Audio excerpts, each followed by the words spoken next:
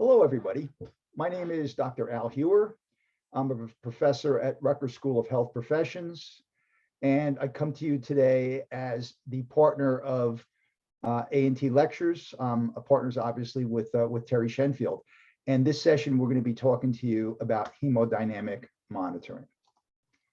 Drilling down a little more specifically, some of the learning objectives we'll be looking at are describing the functional anatomy of the heart. The reason why we're taking time to talk about the functional anatomy of the heart is really to understand hemodynamics. Really what we're talking about hemodynamics is the flow of blood through the cardiopulmonary system. You could argue that it also includes the systemic vasculature, but it's also mainly the heart and the lungs, the pulmonary vasculature and the heart. So really to understand those pressures and understand the flow, it's really important to understand the track, if you will, that blood takes through the heart and the cardiopulmonary system. We'll also look at detail the measures of hemodynamic monitoring and cardiac output. We'll review factors which can affect cardiac output and hemodynamics. We'll also examine interventions for hemodynamic abnormalities. So basically some of the common abnormalities and what sorts of, let's say, medications and other interventions can be used in order to try to address those. And probably most importantly, I'll be furnishing you with additional resources for those who wish to drill down more and learn more about these topics. So the functional anatomy of the heart, and really what we're looking at in this depiction is the flow of blood. And I say, obviously, the venous flow is depicted in blue, and the arterial blood, that's oxygenated blood that's gotten rid of most of its CO2, is depicted in red. So you see the inferior and superior vena cava and the blood collecting there in the right atrium. By the way, the reason why they call mixed venous blood mixed venous is it's mixing blood from the superior and inferior vena cava. Okay, so we'll talk more about that. And then the blood travels through the tricuspid valve into the right ventricle, which when it contracts, sends the blood through the pulmonary valve, okay, through the pulmonary artery. And then that's where it picks up oxygen, gets rid of CO2, and will return to the left atrium. We'll go through the mitral valve, which again is a bicuspid valve, into the left ventricle, and then will be ejected when that left ventricle contracts through the aortic valve into the aorta and throughout the body. The amount of blood pumped out of the ventricles in each minute, okay, is known as cardiac output. And cardiac output, you're really looking at the normal value for an average adult of 4 to 8 liters per minute at rest. Obviously, that would increase notably for individuals that are in a stress state, whether it be a deliberately induced exercise or one because of a disease state or conditions such as a fever or a condition that would cause a hypermetabolic state. Stroke volume is the amount of blood that's actually ejected with each contraction of the heart, and that stroke volume times the heart rate would equate to cardiac output. Cardiac index is similar but not the same as cardiac output. So it's really the relationship between cardiac output and your body surface area. So it's determined by dividing the cardiac output by the body surface area. And it's a way of trying to kind of normalize it, more of a closer to a apples to apples comparison. Okay. The reason why we're saying that is you would expect an individual who, let's say, is 6'6" and 300 pounds to have a higher cardiac output than an individual who's, let's say, my size, about 5'10", about 180 pounds. And so the whole idea of a cardiac index is to try to do more of an apples to apples comparison. And so your normal cardiac index is, depending upon which book you look at, it's about 2.5 to 4.0 liters per minute per meter squared. And again, the cardiac index measurement allows a standardization of interpretation of cardiac function. Again, trying to level the playing field, if you will. Ejection fraction. So the ejection fraction, when I was just I showed you that depiction earlier where the flow of blood through the cardiopulmonary system. So when it actually gets into the left ventricle, so it returns, the blood returns, to the left side of the heart, the left atrium at first, and the left ventricle squeezes, and a substantial amount of the blood in the left ventricle is ejected. That's the ejection fraction, and it really is expressed as a percentage. But if you can figure 65 to 75% of that blood, okay, in the left ventricle is ejected with each heartbeat normally. Again, some of the books may say 60 to 70, but in that roughly 2/3 range. However, individuals that have cardiac failure, so left heart failure, would have something less than that. And just for order of magnitude, individuals can start to become symptomatic at a stress state. So while, let's say, exerting themselves or exercising, when the ejection fraction starts approaching 30%, 35%, certainly 25 to 35%, they would become symptomatic under if you will, conditions of exertion, or as I say, physical or disease stress. Individuals whose ejection fraction is approaching around 20 can actually experience significant symptoms of tiredness, of severe fatigue, of being breathless at even with an ejection fraction of, let's say, 20. So you get individuals that can develop that with cardiac failure or heart failure. You can also get individuals that can experience that with diseases like muscular dystrophy, which in the end will not only affect skeletal muscles, will also affect cardiac muscles. Heart rate. So you think of, a normal heart rate for an adult is 60 to 100. And then you have, the compensatory mechanism, the heart rate goes down. Normal compensatory mechanism would be that the stroke volume, the amount that's ejected with each contraction of the left ventricle, would then increase. Ventricular filling and tachycardia are also factors that can play into this dysrhythmias. So even an atrial dysrhythmia, such as atrial fibrillation, where that's not ventricular fibrillation, but which is a lethal, if you will, dysrhythmia. With atrial fibrillation is where the atria is quivering. It's not typically lethal in and of itself, okay, in and of itself. There's at least two major problems, though, with atrial dysrhythmias, and such as atrial fibrillation. Is number one, you have this loss of coordination with the atria and the ventricles. So it's not this rhythmic beating that occurs. Instead, the top of the heart is quivering, if you will. The other major issue is that instead of the blood being ejected from the atria into the ventricles, you have more, if you will, blood that's circulating. It does not eject out, and it circulates in the atria. And the problem with that is, particularly in the right atrium, is that because the blood is circulating round and round and round, you can have blood clots that can actually build up, and they can become dislodged and cause things like strokes and other bad consequences. Heart rate is, we don't typically think about our heart rate, so it's pretty much determined by the autonomic portion of the central nervous system. And then, one of the problems with the compensatory mechanism of an increased heart rate that you might have with, let's say, exercise, is that it's a good compensatory mechanism, but when the heart rate starts exceeding 160, 170, 180, what happens is there's insufficient time for ventricular filling.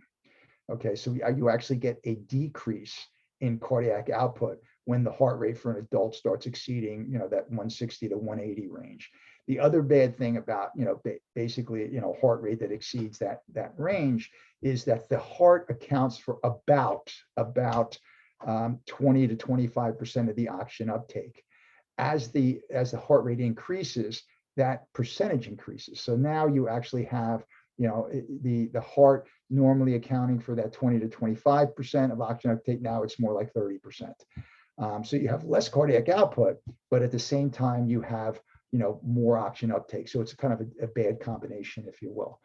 So that, hence individuals that have various forms of tachycardia are sometimes put on calcium channel blockers, to, if you will, inhibit the action potential of the heart, the exchange, if you will, of electrolytes in order to create the electrical activity that causes the heart to beat, or simply put on beta blockers that will just slow the rate down directly, rate controllers, if you will. We'll talk a little bit more about some of the medications that can be administered for the cardiac medications with various consequences as we proceed through this presentation. Cardiac output cycle. So, just real fast, you have the concept of preload. So that's really kind of filling, if you will. The contractility of the heart, the ventricles in particular, and then you have afterload. And then you have this concomitant relationship amongst, stroke volume with each heartbeat, the heart rate, okay, that we've talked about, both of those, all contributing to cardiac output. That further contributes to perfusing the vital organs and tissues with an adequate amount of blood and hence oxygen. Preload, so we'll just drill down a little bit more on this.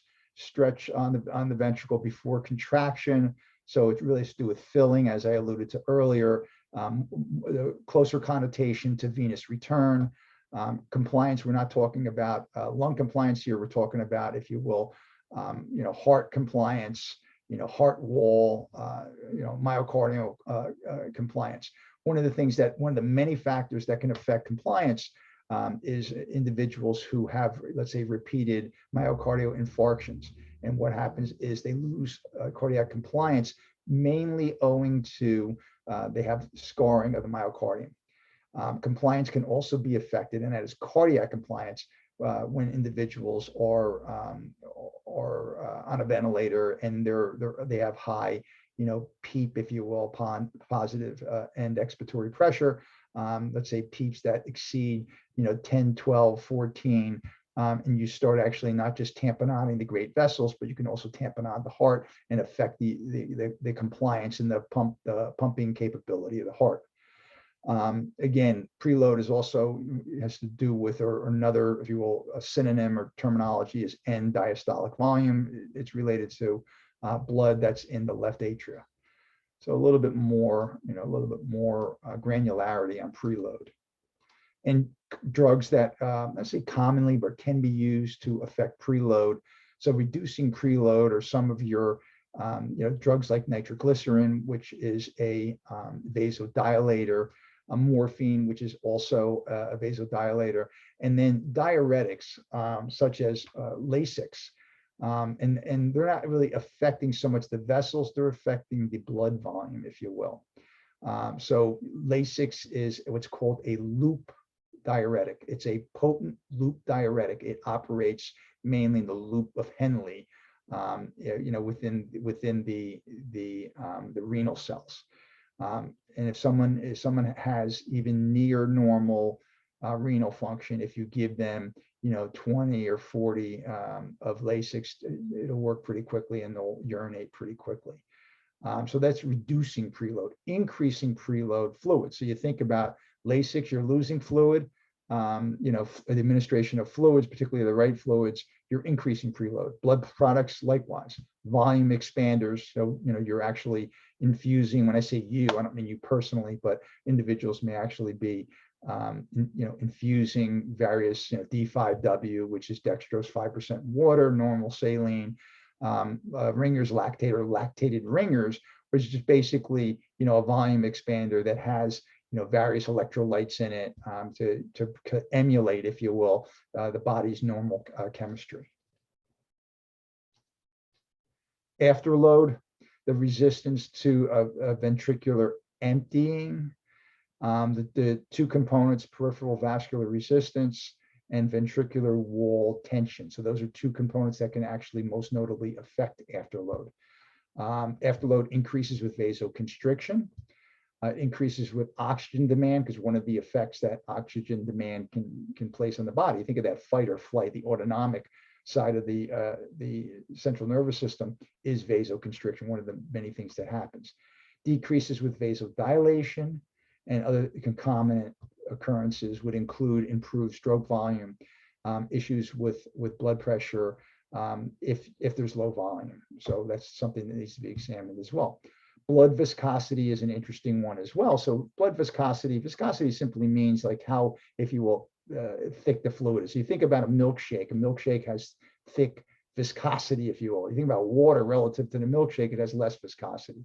And individuals who, let's say, have polycythemia.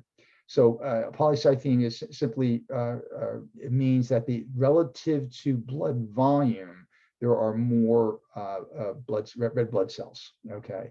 So when you look at like hematocrit is really a percentage of total blood volume that is made up of red blood cells. And so for an average, adult, the hematocrit is in the 40s, in 38 to 46, something along those lines for the average adult. Again, a little bit of variability book to book.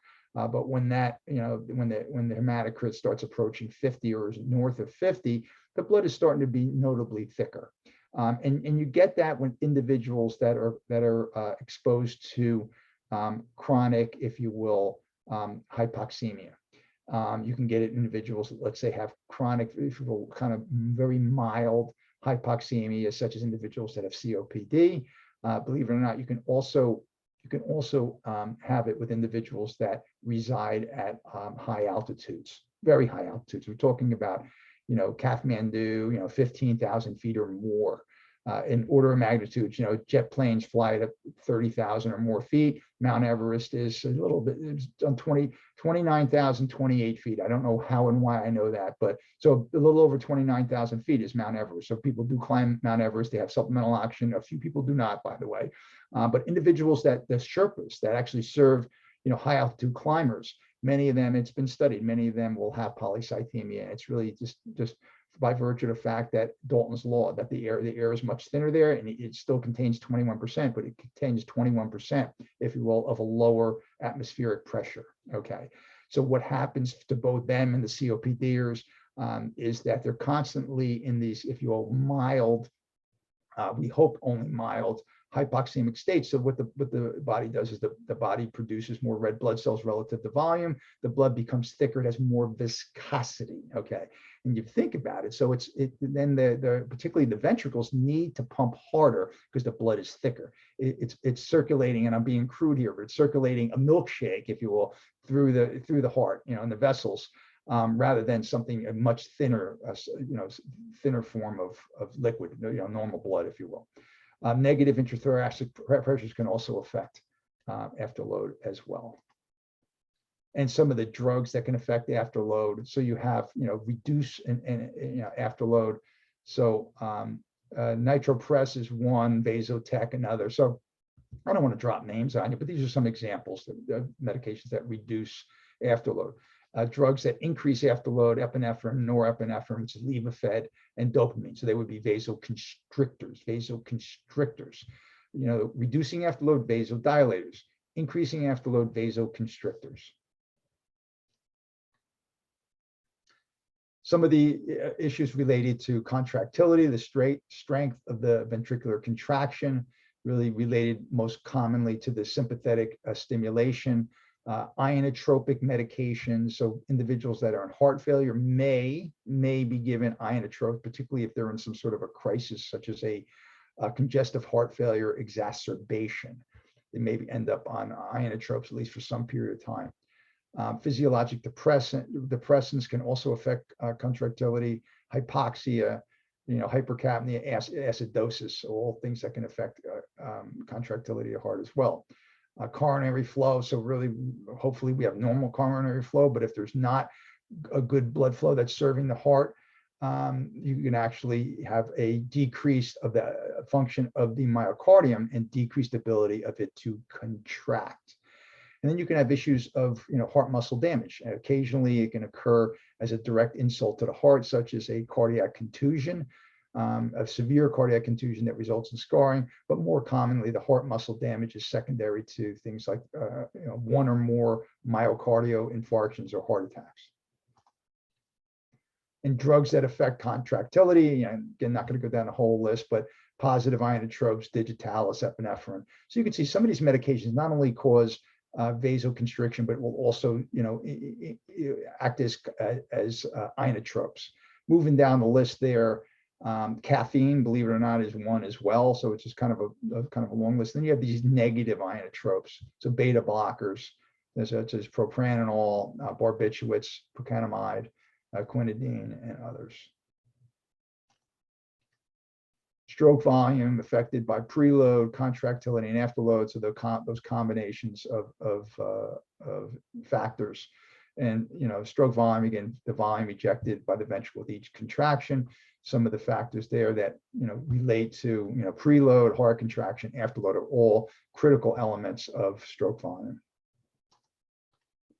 Pulse pressure, the difference between systolic and diastolic. Normally, and again, you think of 120 over 80, 115 over 75, or slightly less than that is really what's recommended. But usually there's a good 30 to 40 torr or millimeters of mercury difference between the systolic and the diastolic. Pulse pressure less than 30 suggests, indicates, really suggests a low stroke volume, by the left ventricle. So something, could be going on there. It also, by the way, could infer that there's something up with with the aortic valve or the mitral valve as well. So I don't make these gross generalizations, but something's going on, particularly with the left side of the heart. If the blood pressure increases with fluid therapy, the patient is probably hypovolemic. So that's one of the things that sometimes we see these patients that come in. Perhaps they're from nursing homes, or they're just elderly living alone at home. They fall, but the whole etiology was that they were hypovolemic, they were dehydrated. They had some sort of an issue where their brain was not being perfused properly because there was less, blood volume there and affected perfusion. They lost consciousness, they fell. One thing led to the other. And one of the things that they need is, hopefully in the fall, they didn't hurt themselves. They didn't, hit their head and cause a bleed there. But assuming it's a simple fall without major trauma, they come in, they're whatever injuries they have are treated, but they're also given fluids. Some of the factors that affect venous return, cardiac output and preload, changes in circulating blood pressure or blood volume rather, and things that can affect circulating blood volume or hemorrhage, loss of volumes of dehydration or diuresis, excess or excessive administration of diuretics, or just not monitoring I's and O's, fluid inputs and fluid outputs properly and controlling those. Gain on volume, so IVs and colloids, the thing, medications that would be infused or substances that would be infused. Changing the distribution of blood volume, so third spacing, you think of burns, sepsis, shock, can all, can all cause that fluid that's administered that we want it to actually, work its way into the tissues and work its way into actually the blood volume, ends up, it ends up in between the cells, it ends up in this what we call third spacing. Changes in body position, venous tone, as well as intrathoracic pressures can also have an influence on blood volume. Atrial contraction, this is an issue that I alluded to earlier on, but really the atrial contraction, top of the heart, you kind of lose that coordinated contraction with dysrhythmias like atrial fibrillation. And the other big issue that I really didn't stress earlier, but I will now, is you also have that lub-dub, and you have this what's called atrial kick. So that coordination between the atria and the ventricles is lost or diminished significantly when someone has, if you will, atrial fibrillation. And there could be a loss of up to 20 to 30% of total cardiac output as a result of that. Different books say different, the loss is different, but I've read and heard anywhere from 15 to 30% of total cardiac output. It can be lost when someone has, loss of atrial kick due to atrial fibrillation. Positive pressure ventilation can also affect by squeezing the great vessels, particularly if there's excessive PEEP, can actually affect that, if you will, venous return and the actual contractility of the heart. Changes in preload, so things, increased preload, leaky valves due to stenosis of mitral or tricuspid, decreases in heart rate. So you get a little idea of why I showed you that functional anatomy and flow of blood through the cardiopulmonary system earlier on, because some of this stuff, as you review it over and over again, it can begin to make sense or more sense. I don't mean to infer that it doesn't make sense at all now, but it can kind of, what I know is I still teach respiratory students, and I understand that most or all of you are not students, you've graduated, but if you don't keep up with hemodynamics, it's easy to kind of not forget it, but it's just not as prominent. And hence, it can be healthy to review some of this stuff as we're doing now. So, again, leaky valves, and just think back to our second or third valve, if you will, slide that we had in this presentation, where we show you the flow of blood. Decreased heart rate and increased stroke volume can also, basically increase preload.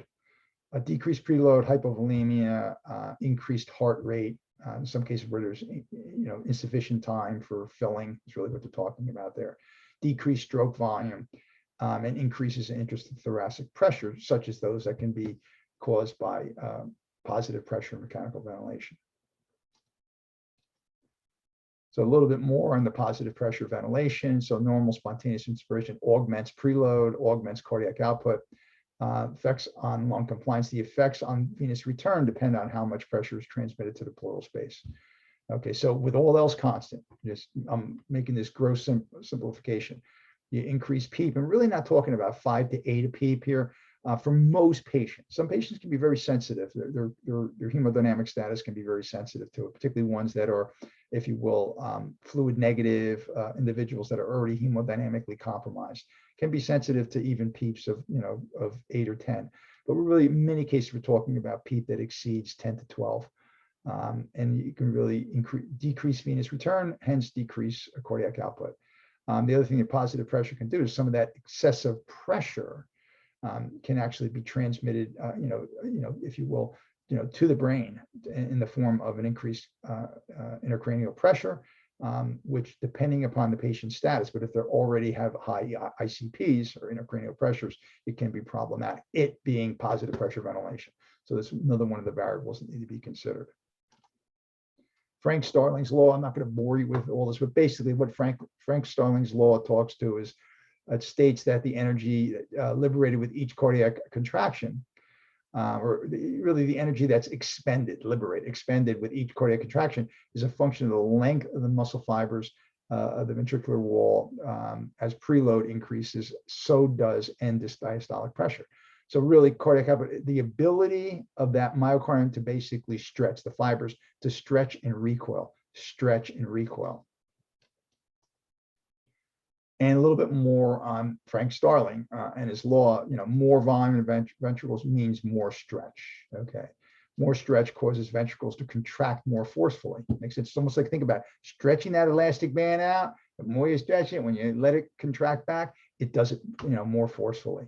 The balloon, when you blow it up more and let it go, it's going to contract back to its resting state more forcefully, versus a balloon that's only a quarter of the way that's blown up. Heart's way of protecting itself, with an increase in venous return. And this if you will, image or figure just depicts, basically the various contractile states. D is worst case scenario, cardiogenic shock. And A is during a normal response during exercise, and then you have some that including normal and situation of heart failure, but not as severe as cardiogenic shock. Now we're going to go to the related topic of really hemodynamic monitoring. So through 3 main reasons, not the only reasons, 3 main reasons to monitor. So intravascular fluid volume.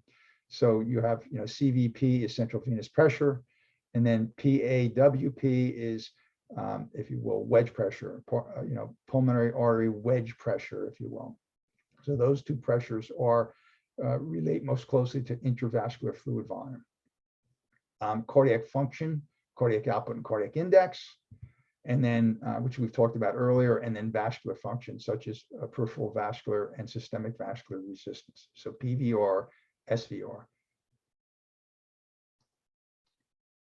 Central venous pressure, low pressure system. On the far right hand side, I have a triple lumen catheter. I'll come back to that in a moment, but pressure of the blood, central venous pressure, pressure of the blood in the right atrium. Superior vena cava, it represents the right ventricular end diastolic pressure, or right ventricle preload, obtained via a central venous catheter, often known as a triple lumen catheter. The 3 lumens allow you to do at least 3 things. You can infuse blood and fluids. You can, monitor, different pressures as well, which can be extremely useful. And you can also, if you will, draw mixed venous blood out of that at the same time. So you can inject, you can monitor, and you can actually, if you will, retrieve or obtain blood specimens as well. A little bit of the depiction of the CVP effects and where a central line or a triple lumen catheter would be inserted, kind of the root. So you could see that the distal tip, and in this left hand depiction here, is basically in the right atrium. And then a little bit more on CVP increases with increased venous return, such as hypervolemia, increased intrathoracic pressure, such as positive pressure ventilation, without excessive PEEP necessarily. Okay. And then right ventricular failure. So you have those 3 things that are really causing, one of them is excessive volume, the other 2 are causing a backup in the plumbing system. Decreases with decreased venous return, so hypovolemia, decrease in intrathoracic pressure, spontaneous breathing, and an increase in myocardial contractility as well. Fick equation, maybe the fancy equation here, but this is basically what Fick talks about. Okay, it uses the difference between the content of the arterial and venous blood. Okay, and what it really talks to, so it's a way of calculating cardiac output, is it talks to the greater difference in that denominator. Okay, the A minus V with a line over the average venous.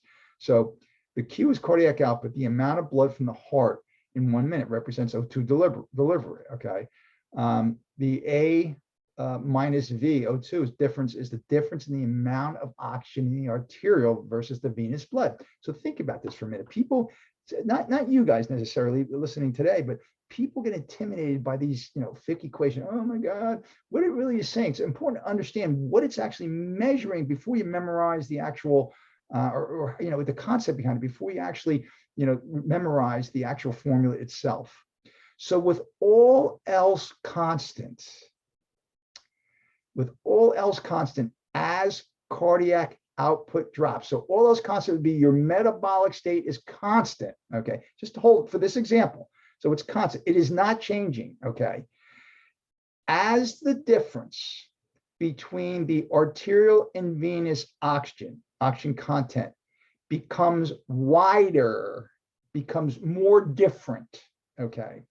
That gap between arterial and venous becomes greater, correlates the cardiac output in an inverse way. The gap becomes greater as cardiac output drops. The tissues need what they need in a constant metabolic state. Okay, so what Fick is saying is simply this, is relating cardiac output to as the difference between the content of arterial and venous O2 widens, cardiac output has to drop because the tissues need as much oxygen as they need. So what's going to happen is that the arterial blood is going to go out. It's going to contain what it's going to contain. The tissues are going to extract what they need, and the venous blood will go back, if you will go back to the heart. Okay, but as cardiac output drops, that difference is going to become greater because the extraction's been constant, but the volume of blood has gone down. Okay, so the volume of blood has gone down. The tissues need what they need in that constant state.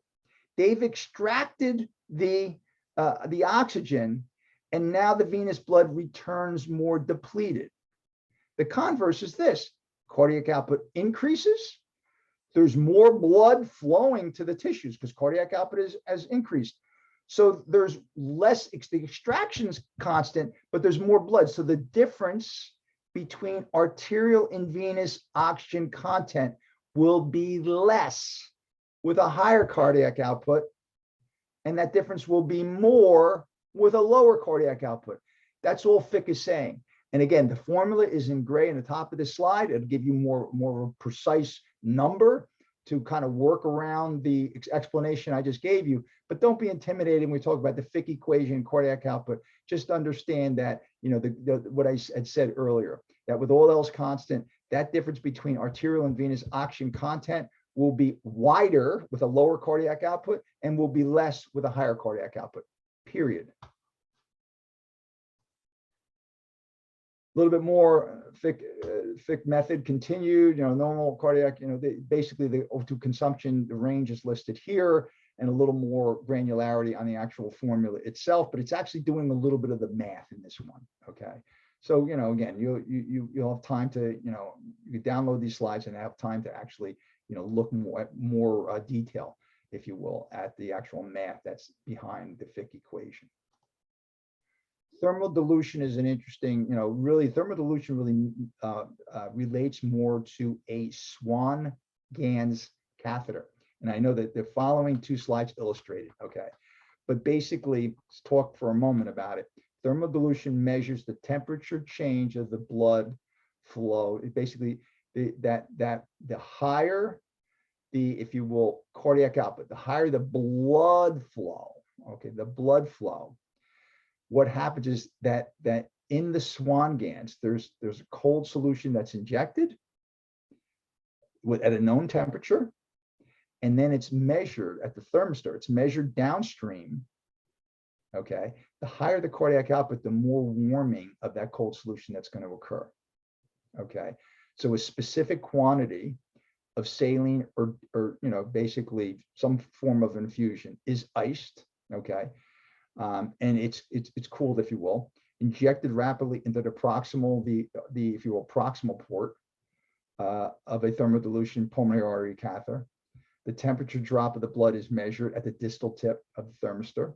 The temperature is plotted and cardiac output is calculated. So there'll be more warming of this cold solution with a higher cardiac output. And a little bit more on this, a little bit more, you see, basically, you know, the structure, if you will, of a Swan-Ganz. It looks a little bit like your central venous catheter, except it has an additional port, and it's threaded much further through the cardiopulmonary system. I'll show you very, very shortly.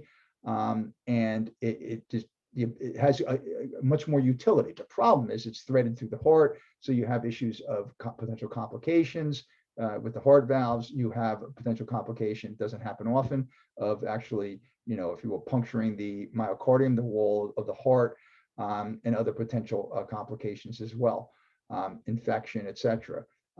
However, and they're not used nearly as much today because there are other methods, less invasive methods that can be used to closely calculate both hemodynamics and cardiac output.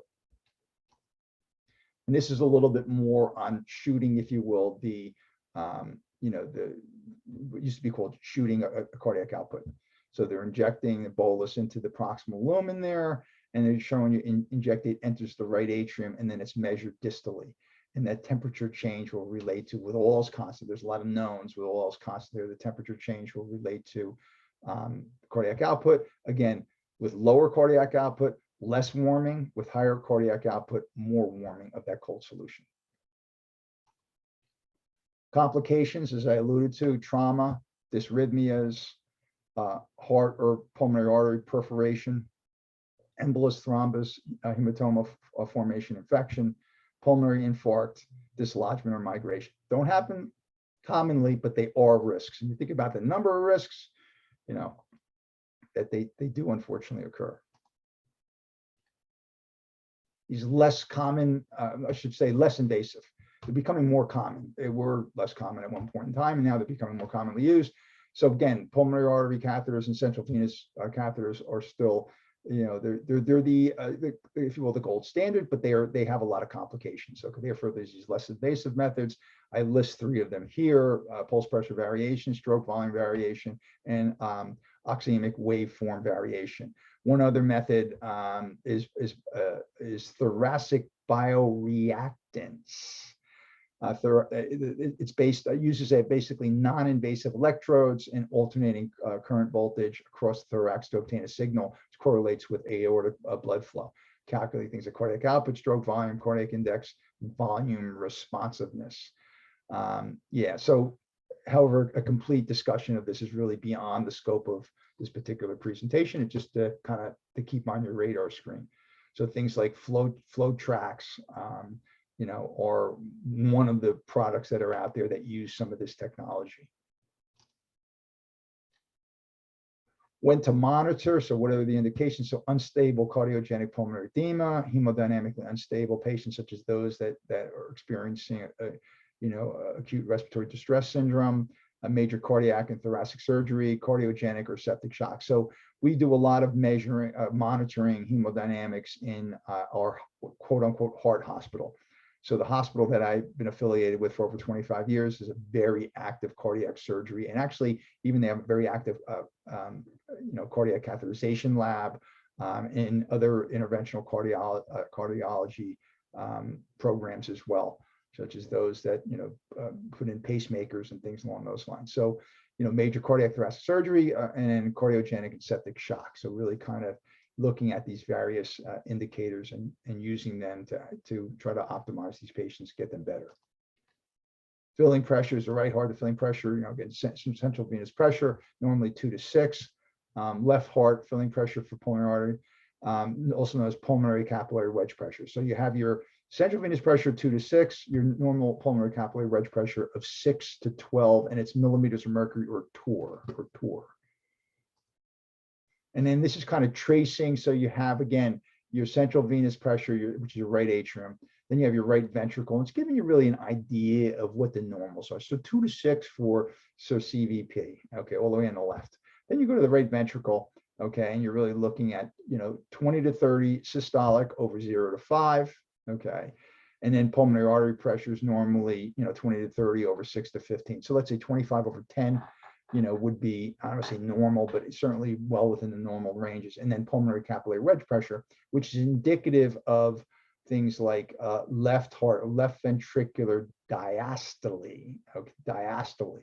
And those will be elevated, particularly when the left side of the heart is not functioning well. So left heart failure, think of things like pulmonary wedge pressure or pulmonary artery wedge pressure would be elevated. Whereas if it's right heart failure, it would be more central venous pressure. And again, someone can have both. They can have both right and left heart failure. But I'm an educator. I teach respiratory students. I run a credentialing exam review, and one of the things that we look at very closely is making the distinction between right and left heart failure. So a little bit on interpretation of pulmonary artery pressures. So pulmonary vascular resistance, will affect pulmonary artery pressures, such as a pulmonary embolism, which on obstruction, acute or chronic lung diseases as well, cardiac tamponade, so that's really squeezing the heart. It could be an infectious process, in the myocardium, or basically in and around the heart. Increase intrathoracic pressure, such as positive pressure ventilation, left heart failure in lions and tigers and bears, decrease peripheral vascular resistance will decrease venous return, will contribute hypovolemia, vasodilation, that left ventricular contraction, and there's also, if you will, user and equipment issues that can enter into the equation as well. Pulmonary capillary wedge pressure interpretation, a little more granularity. So left ventricular failure can affect that. It will increase it. Mitral valve defects. You think about if the valves are stenotic, they're stiff, and the ventricle could be functioning fine, but they're stiff, so that the blood cannot pass through those valves normally. They're in some way restricted. It becomes it's more resistance. Okay, so mitral valve defects can also cause a backup and cause pulmonary capillary wedge pressures to be elevated. Hypo or hypervolemia can affect one way or the other. If it's hypovolemia, the pulmonary capillary wedge pressure will be down. If it's hyper, it'll be elevated. PEEP can also affect it, and then various, equipment malfunctions as well can play a part as well. And then kind of a guideline here, we try to steer clear of these dichotomous, it's either good or bad or, whatever, but greater than 18 mild pulmonary vascular congestion, greater than 18, will be acute pulmonary edema. So it's kind of a key threshold. Again, don't want to make that distinction between 17 and 19, but they're really giving you a guideline. At about at greater than 18, you're really, be notable pulmonary edema is a likely, concomitant affliction. And then we have, what's going to really happen here. So right ventricular failure on the top. So you have increased central venous pressure, increased vascular congestion. All right. Left ventricular failure. So mainly it's your pulmonary artery and your pulmonary capillary wedge pressure. In that middle line there, all the way on the right. So increased CVP, it probably would be more, it would probably be increased, but not as dramatically as pulmonary capillary wedge pressure and pulmonary artery pressure, because they're closer. They'd be closer to the left ventricle. Okay, and proximity matters. Doesn't mean that your CVP couldn't be elevated. It certainly would be, but perhaps not as drastically. And increased lung pressures. So increased pulmonary artery pressure, increased central venous pressure, and increased, if you will, vascular congestion as well.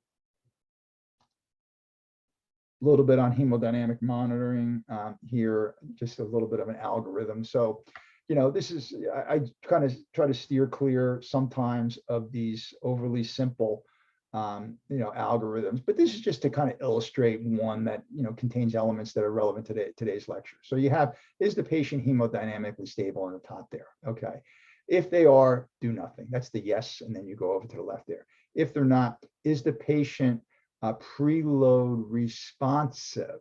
Okay, I'm really talking about, does the patient respond? If they're hemodynamically unstable, if we give them fluid, the right fluid, are they better? I'm not saying they're cured, but are they better? Okay. And then they're asking if they're not, okay, then we're going, does the patient have reduced vasomotor tone? Okay. So really looking at, things like even systemic blood pressure. Okay. So, and then you have this kind of yes or no, volume bolus add a vasopressor or just add a vasopressor. So if they're not fluid responsive, then vasopressors are the way to go. Okay. If they're, if they don't respond to that adequately, then you may need to actually, in the lower right-hand section there, add an inotrope. Okay. And depending upon, so this is really kind of a decision grid, if you will, to give, when I say you, I don't mean you personally, but give the patient care team some guidance on, gee, if the patient is hemodynamically unstable, should they be given fluid? Should they be given fluid and a vasopressor? Should they be given fluid and maybe an inotrope or other pathways that may exist as well? And with that, I want to just furnish you guys with additional resources as well for any nurses that are watching today's lecture. The AARC, which is the top, if you will, reference that's listed here, is the American Association for Respiratory Care.org. So you could go there. Again, the respiratory therapists are members. If there's actually some information that can be garnered from there, even if you're not a member. But you go there and there's a lot of very useful information on managing patients, clinical practice guidelines and white papers on managing patients with hemodynamic instability, or just overall review of hemodynamics from a broad perspective. Egan's Fundamentals of Respiratory Care is one of the textbooks that I've been involved with for a number of editions. Most recent one came out, it was actually late 2020, even though the date is 2021. And there's several chapters, actually two of which I oversee. One of them is on cardiac output, the other is on hemodynamics, but there's still others that relate to managing the patient in the ICU. So there's at least 3 chapters in that textbook that actually relate to the topics we talked about today. We also have clinical assessment and respiratory care. The latest edition will be coming out very shortly. My colleague and mentor Craig Scanlon unfortunately passed away, so he God bless him. It was a pleasure being taught by him, working with him, etc. As it was working with Bob Kazmarek, who was the lead editor for Egan. So any of the nurses that are in our audience, Egan's Fundamentals is one of the cornerstone textbooks that's used to teach respiratory therapists. My wife's a nurse, so the nursing profession or education profession has their equivalent of that as well. And then there's others. There are other on the very bottom there, PubMed and Medline are just two sources of what's called primary research.